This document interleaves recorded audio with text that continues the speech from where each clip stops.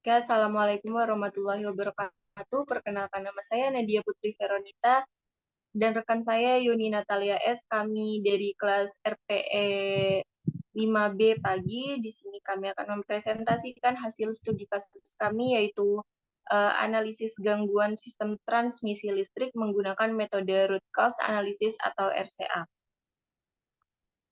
Oke, next.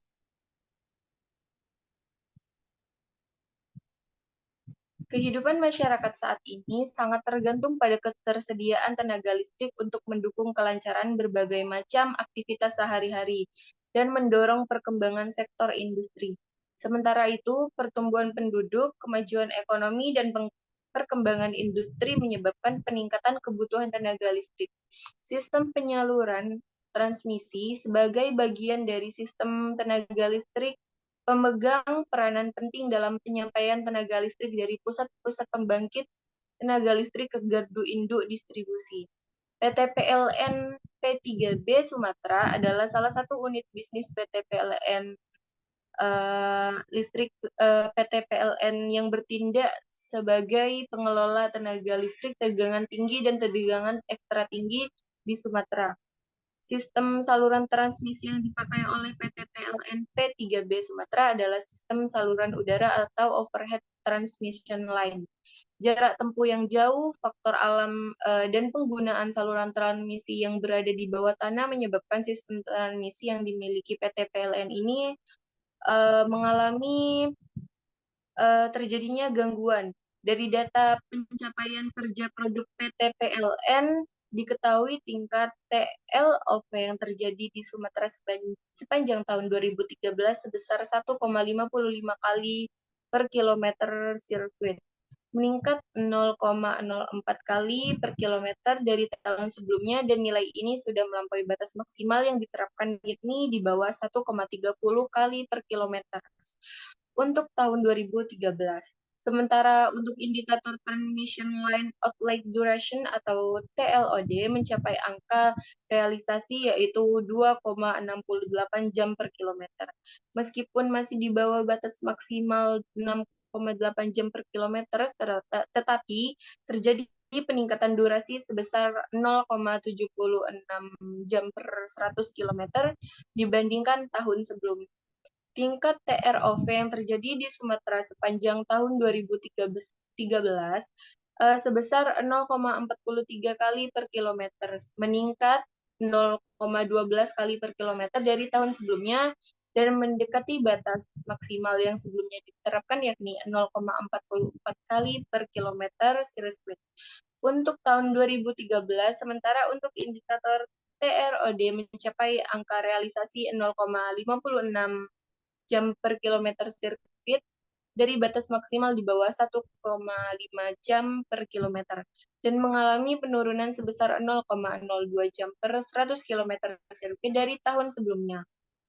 Pengamatan secara umum terhadap pencapaian kinerja produk PT PLN P3BS 2013 menunjukkan terjadi peningkatan frekuensi gangguan pada saluran transmisi transformator daya disertai peningkatan durasi gangguan saluran transmisi. Dengan frekuensi gangguan saluran transmisi paling banyak di subsistem Sumatera bagian selatan, meliputi Bengkulu, Lampung, dan Palembang. Dampak gangguan yang dirasakan oleh pihak PT PLN di Sumatera berupa kehilangan kesempatan berupa menjual tenaga listrik dan memburuknya citra PLN. Sementara dampak yang dirasakan oleh konsumen sendiri adalah pemadaman listrik dan resiko kerusakan peralatan elektronik. Dalam upaya mengatasi masalah tersebut, maka dalam penelitian ini digunakan metode root cause analysis atau RCA. Dalam penemuan akar masalah diharapkan dapat meminimalisir terulangnya masalah yang sama di kemudian hari dan mampu memberikan rekomendasi tindakan perbaikan sehingga dapat menurunkan jenis gangguan. Untuk selanjutnya akan dijelaskan oleh rekan saya Yuni. Pada Yuni dipersilahkan. Baiklah, terima kasih. Selanjutnya, metode atau konsep atau tool statistik. Metode penelitian yang kami lakukan ialah dapat dilihat pada bagian berikut. Selanjutnya, konsep RCA adalah proses 4 langkah yang meliputi yang pertama, pengumpulan data tanpa lengkap informasi dan pemahaman tentang kejadian tersebut. Faktor-faktor penyebab dan akar penyebab yang terkait dengan kejadian tersebut tidak dapat diidentifikasi. Sebagian besar waktu yang dihabiskan dalam menganalisis suatu peristiwa akan dihabiskan dalam pengumpulan data. Yang kedua, pembuatan diagram faktor penyebab. Dimulai dengan fishbone chart yang dimodifikasi setiap kali fakta yang lebih relevan terungkap. Faktor penyebab adalah semua hal yang berkontribusi pada kejadian yang jika dihilangkan akan mampu mencegah terjadinya atau mengurangi keparahan. Dalam banyak analisis tradisional, semua perhatian akan dicurahkan pada faktor penyebab yang paling terlihat. Yang ketiga ialah identifikasi akar penyebab. Langkah ini melibatkan penggunaan diagram keputusan untuk mengidentifikasi alasan yang mendasari atau alasan dari setiap faktor penyebab. Identifikasi akar penyebab membantu penyidik menentukan alasan mengapa peristiwa itu terjadi, sehingga masalah di sekitar kejadian dapat diatasi. Yang keempat ialah pencarian rekomendasi dan implementasi. Langkah berikutnya adalah pencarian rekomendasi. Setelah identifikasi akar penyebab untuk faktor penyebab tertentu, rekomendasi yang dapat dicapai untuk mencegah kekambuhan. Selanjutnya ialah pengumpulan data gangguan yang terjadi pada sistem transmisi listrik dapat berupa gangguan trafo daya dan gangguan pada saluran transmisi atau SUTT. Berdasarkan hasil analisis yang kami lakukan, sehingga diperoleh data gangguan sistem transmisi pada Sumatera Selatan, yaitu pada bulan Januari, terdapat jumlah gangguan pada trafo ialah sebanyak 2 kali, pada SUTT sebanyak 4 kali, dengan lama gangguan pada trafo ialah 4,2 jam, sedangkan pada SUTT adalah 1,87 jam. Dengan energi tak tersalurkan pada trafo ialah 99,5 MWh dengan SUTT 1.664.097 MWh. Selanjutnya, pada bulan Februari, Maret, April, dan Desember dapat dilihat pada tabel berikut.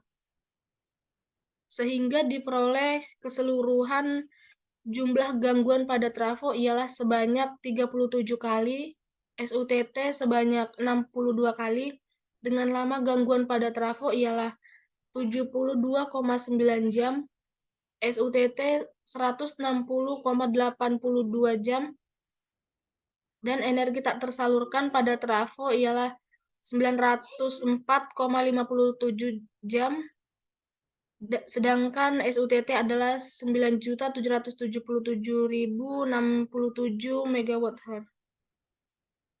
Jenis gangguan yang menjadi top level event adalah gangguan pada saluran transmisi atau SUTT. Selanjutnya, faktor penyebab gangguan saluran transmisi yang pertama ialah disebabkan oleh alat. Gangguan peralatan yang disebabkan oleh faktor teknis di mana alat tidak berfungsi. Yang kedua disebabkan oleh material dengan faktor penyebab gangguan ialah kualitas material yang buruk. Gangguan yang disebabkan oleh kondisi material, contohnya putusnya konduktor akibat kondisi konduktor yang sudah keropos. Yang ketiga, faktor penyebabnya ialah manusia. Penyebab gangguannya ialah kegiatan manusia. Seluruh aktivitas manusia yang dapat pada jaringan transmisi, contohnya penebangan pohon oleh pihak ketiga atau PTPN tanpa koordinasi dengan pihak UPT dan secara tidak sengaja mengenai konduktor. Yang keempat ialah disebabkan oleh lingkungan dengan penyebab gangguan ialah gangguan alam. Gangguan transmisi listrik yang disebabkan oleh gangguan alam yang sulit diprediksi yang menyebabkan gangguan temporer ataupun rusaknya peralatan transmisi. Materi selanjutnya dijelaskan oleh rekan saya, Nadia. Kepada Nadia dipersilahkan. Baik, terima kasih untuk Yuni. Selanjutnya adalah kesimpulan atau saran. Berdasarkan hasil penelitian mengenai gangguan dapat disimpulkan sebagai berikut. Yang pertama, kejadian dasar yang menyebabkan gangguan saluran transmisi ada 4, yaitu gangguan peralatan, gangguan material, gangguan manusia, dan gangguan alam. Yang kedua, basic event penyebab gangguan saluran transmisi listrik ada 21 dengan prioritas berdasarkan kejadian yang paling dominan adalah arus gangguan lebih besar dari kemampuan alat menetralkan, konduktor mengalami korosi yang disebabkan debu polusi dan terpaan iklim, kompetensi pelaksanaan pemasangan alat kurang, kurangnya koordinasi dengan masyarakat sekitar, dan teman inspeksi yang terlambat ditindaklanjuti. Yang ketiga adalah usulan perbaikan gangguan saluran transmisi berdasarkan akar penyebab yang paling dominan adalah yang pertama, pertimbangkan untuk mengandalkan jumlah TLA yang dipasang di titik rawan sambaran petir. Yang kedua, penggantian konduktor aluminium berinti kawat baja atau ACSR dengan konduktor aluminium konduktor composite core. Yang ketiga adalah sosialisasi dengan pihak perhutani dan warga sekitar untuk memotong pohon yang ketinggiannya mencapai ROW menara transmisi. Yang keempat adalah respon yang lebih cepat terhadap hasil temuan inspeksi lapangan, dan terakhir peningkatan kompetensi pelaksanaan pemasangan alat. Untuk saran yang bisa kami berikan, yaitu berdasarkan hasil penelitian terhadap gangguan sistem transmisi PT PLN Pasero, yang pertama saran kami adalah analisis yang dilakukan pada penelitian ini hanya pada faktor gangguan saluran udara tegangan tinggi atau SUTT. Untuk penelitian selanjutnya dapat dilakukan analisis pada faktor gangguan transformator atau trafo. Yang kedua adalah PT PLN Persero diharapkan dapat menyediakan data frekuensi kegagalan komponen. Data tersebut penelitian selanjutnya dan bermanfaat dalam perencanaan tindakan preventif terhadap gangguan sistem transmisi. Oke, untuk informasi tambahannya adalah sama seperti yang sudah saya jelaskan, yaitu penyebab penyebab gangguan SUTT yang tinggi adalah ada 4 faktor, yaitu yang pertama alat, yang kedua material, yang ketiga lingkungan, dan yang keempat manusia. Selanjutnya, untuk fishbone diagram gangguan SUTT-nya sendiri, pada gangguan saluran transmisi ada ada 2 komponen, yaitu gangguan sistem dan gangguan komponen transmisi. Untuk gangguan sistem sendiri ada 3 faktor penyebabnya, yaitu pengaman cadangan, pengaman utama, dan AR gagal mengembalikan sistem. Untuk pengaman cadangan, faktor gangguannya disebabkan oleh gangguan ECR, sedangkan untuk pengaman utama, faktor gangguannya mungkin disebabkan oleh gangguan relay jarak dan gangguan relay diferensial. Untuk AR gagal mengembalikan sistem, gangguannya disebabkan oleh PMT gagal tertutup dan sumber putus. Untuk yang kedua adalah gangguan komponen transmisi. Faktor penyebabnya adalah adanya arus gangguan merupakan gangguan isolator yang pecah dan arus tidak bisa dialirkan karena tower roboh.